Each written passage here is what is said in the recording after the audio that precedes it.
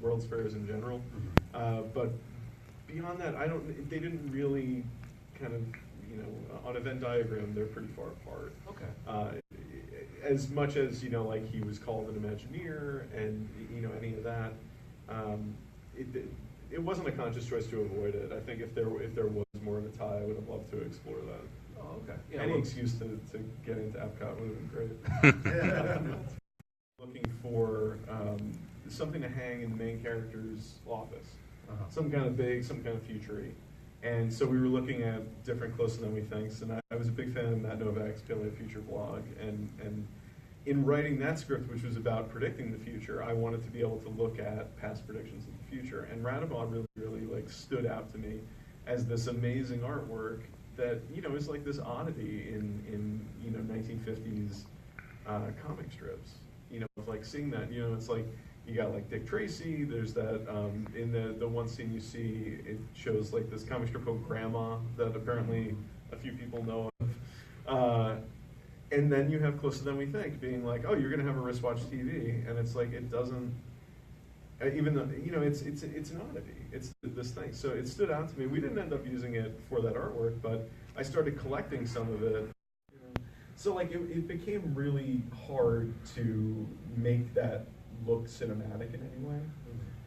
So I think we started to build it out in more of like, let's tell Radabod's story and let's explore the technology, interviewing somebody like Paul Scott or Aubrey de Grey, and look at, like, where are we, 60 years out, and then we have Aubrey talk about like another 50 years out, and to kind of structure it around that. And I don't know if there was ever a way that you said like a more playful version of it. I don't know that I ever tried anything like that. Yeah. It depends on where you're looking. I think that's a thing. You can certainly find a lot of future predictions that just look very outlandish. Like Michio Kaku is always writing some like crazy book. Like Ray Kurzweil's predictions are pretty spot on. In a very Radabod way, that they might not be in the exact shape that it ends up being, but the overall prediction is kind of right. But they're not artists. So I think in that way, Radabod's work is like kind of everlasting, in that you can look at that art and the art exists in a way that it's not Ray Kurzweil saying you're going to have a computer in your pocket kind of thing. The first part was an education version. Right. The importance of getting this film out there and people understanding who he was as a futurist. I think it gives it a more personal feel to be able to look at that whole era not as, let's go to the World's Fair, let's look at this thing, to look at the life of an artist, to get Sid Mead to do some sketches for them that they may or may not use, but they go and visit him like they're going to Mecca. And it's a really like almost like a religious experience. Nobody was doing that with Radabod at that time. And I think it's just it's important culturally I think to understand that. I hope that answers that. I forget what the second one was. The stylistically to focus on the career first and then personal at the end. So that ended up being because of who we interviewed and what they said.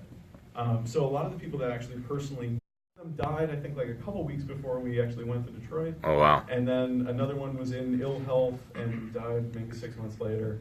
But Bob was,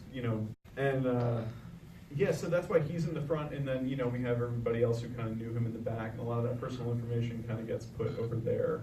Like I said, structurally, I think that's just because of what people were saying and the way that I was trying to put the film together. Whether or not that works is up to you, but, that's how that ended up being. Enjoy the movie? Heck yeah, it was funny. That's hilarious. You getting ready for the after party? Right now. Oh, yeah. All right now. There he is, the man.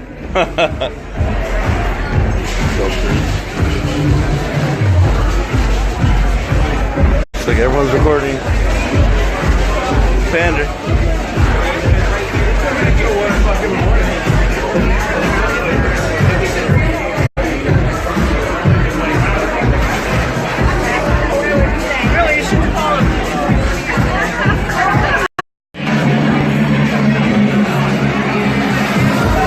This is a bar. You gonna get a drink, buddy? A drink? Superman.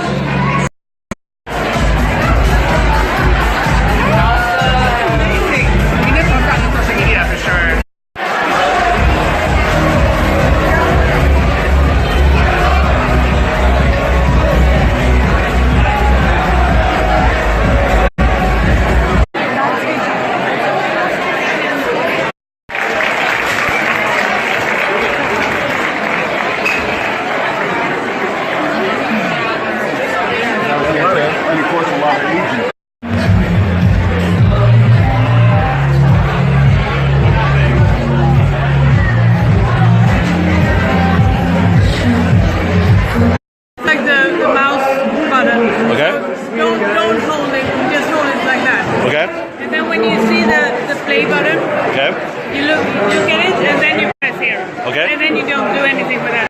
I was hanging out with a moose.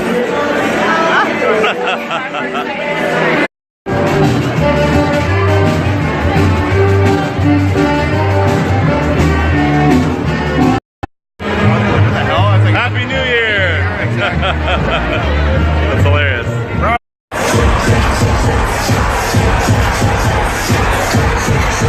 Everybody!